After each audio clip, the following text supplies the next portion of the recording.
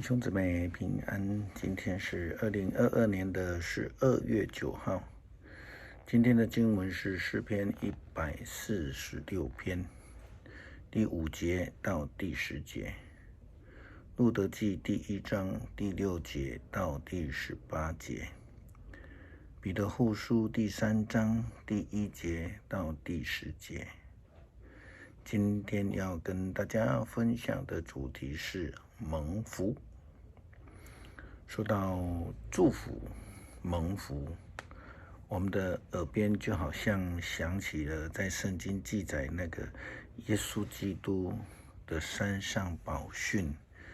有关8福的教导。耶稣说了怎么样的人有福了，那到底要是怎么样的人才能够蒙福呢？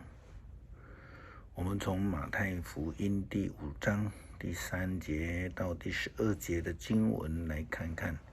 耶稣基督所说的蒙福的几个原则。他说，虚心的人有福了，因为天国是他们的；哀痛的人有福了，因为他们必得安慰；温柔的人有福了，因为他们必承受地土；饥渴慕义的人有福了，因为他们必得饱足；邻恤人的人有福了，因为他们必得连续；清心的人有福了，因为他们必得见神；使人和睦的人有福了，因为他们必称为神的儿子；为义受逼迫的人有福了，因为天国是他们的。人若因我辱骂你们，逼迫你们，捏造各样坏话毁谤你们，你们就有福了。应当欢喜快乐，因为你们在天上的赏赐是大的。在你们以前的先知，人也是这样逼迫他们。昨天我们的读经分享谈到了路得的承诺，因为他信守这个约定承诺，也让他自己得着了信实上帝的赐福，成为了富有农田主人波阿斯的太太。不但这样子，并成为上帝救恩计划当中的一个非常重要的人。因为在圣经的记载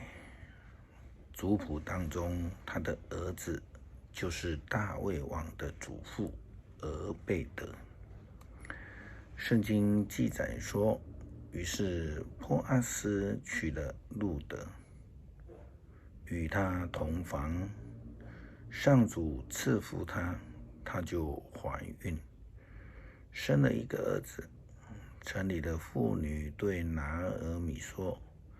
赞美上主，他今天给你一个至亲来照顾你，愿这孩子在以色列中有声望。你的媳妇爱你，她为你所做的比7个儿子所做的还要多。现在她给你生了一个孙子，这孙子将带给你新的活力，使你安享晚年。拿俄米接过这个孩子，紧抱着他，抚养他。邻居的妇女给这孩子取名叫俄贝德。他们争相的告诉每一个人，他们说拿俄米得了一个儿子啦。俄贝德是耶西的父亲，耶西就是大卫王的父亲。我们看到路得不但成为一位这个蒙福的人，就连她的婆婆拿俄米，也从自称为马拉，这个就是苦泉，那个苦，变成一位得了一个儿子的外婆，或是阿嬷哦。那根据希伯来文的语法，儿子与孙子都是同一个字，因为路德的表现就如同山上宝训当中的饥渴慕义的人有福了，因为他们必得饱足。拿俄米的表现则如同山上宝训当中那个连续人的人有福了，因为他们必蒙连续。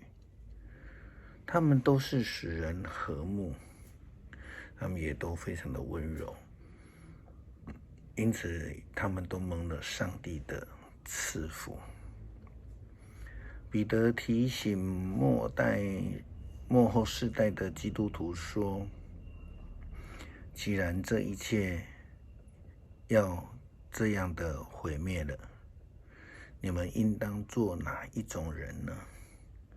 你们应当过着圣洁虔诚的生活，等候上帝的日子，竭力加速他的临到。在那日，诸天要被烧毁，天底要在烈焰中融化。末后的基督徒如同被掳的以色列人一样，他们等候着上帝的赐福，让他们能够回到故土去重整家园，重建新天新地。正如同圣经的提醒与教导，基督徒应当要回转与上帝和好，这样就能够蒙赐福。彼得说，但是我们在等候上帝所应许的新天新地，在那里正义常住。所以亲爱的朋友们，既然你们等候着那日子，就应该在上帝的面前竭力追求圣洁，过无可指责的生活，跟他和好。要以我们的主的容忍作为你们得救的机会。正如我们亲爱的弟兄保罗用上帝所赐的智慧写信劝勉你们一样，他在所有的书信里就谈到了这事。他信中有些难懂的地方，被那些无知和反复无常的人随便扭曲了，正如他们曲解了其他经文一样，结果是自取灭亡。但是亲爱的朋友们，你们已经先知道这些事，就应当防备，免得被那些坏人用荒谬的言论把你们引入了歧途，使你们离开了稳固的立场。你们要在我们的救主耶稣基督的恩典中，以及对他的认识上继续长进，愿荣耀归于他，从现在一直到永远。阿们。诗篇146篇第5节到第10节。那得到雅各的上帝帮助的多么有福啊！那投靠上主他的上帝的人多么有福啊！上帝创造天地海和其中万物，他始终持守他的诺言，他为被欺压的人伸张正义，他赐食物给饥饿的人，上主使被囚的人得自由，使盲人能够看见，他扶起被欺压的人，他爱惜正直的人，他保护寄居的外人，他扶助孤儿寡妇，但要挫败邪恶人的诡计。上主要永远作王，西安哪，你的上帝要永远掌权，要赞美上主。感谢上帝赐下应许，即便是我们因为软弱而离开了真道，主仍应许赐下救恩。只要我们愿意回转向你，恳求主继续带领，保守我们走前面的道路，使我们得救。祷告感谢，奉主耶稣基督圣名求，阿们。